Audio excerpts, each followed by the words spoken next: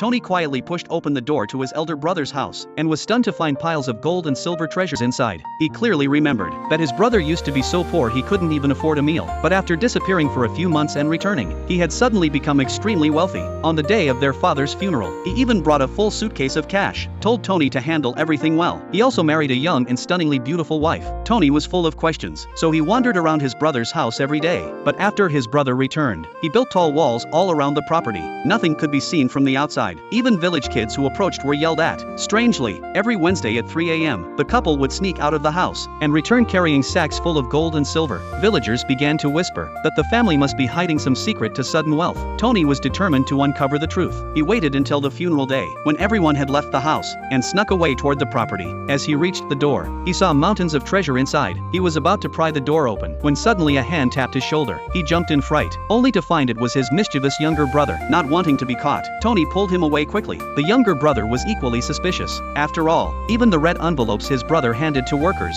were worth more than most villagers earned in a year. And now, at his age, he'd married such a young and beautiful woman. The two grew more certain something was wrong, so they decided to get to the bottom of it. They returned to the gate together, but just as they peeked through again, they were caught by the sister-in-law. After that day, Tony only dared to spy from the window, but he gained nothing useful. He realized, if he couldn't get answers from his brother, maybe he could try getting close to the sister-in-law. He offered to help with chores, hoping to get information, but she completely ignored him. He was about to give up, when one day she approached him shyly, saying she needed a small favor. Tony instantly got excited, thinking she had some secret request, but all she wanted was to borrow a bottle of soy sauce. Tony quickly had an idea. He invited them over for dinner instead. The sister-in-law agreed without hesitation. As soon as she left, the younger brother ran over, asking why Tony invited them for dinner. Tony revealed his plan. The dinner was just a front. He intended to get his brother drunk and make him spill the truth. That night, Tony prepared a feast and brought out strong liquor, but after just 2 drinks, he was already dizzy, while his brother remained calm and unaffected. Then the sister-in-law suddenly said she needed to use the restroom, but his brother replied that the village toilets were all locked at night,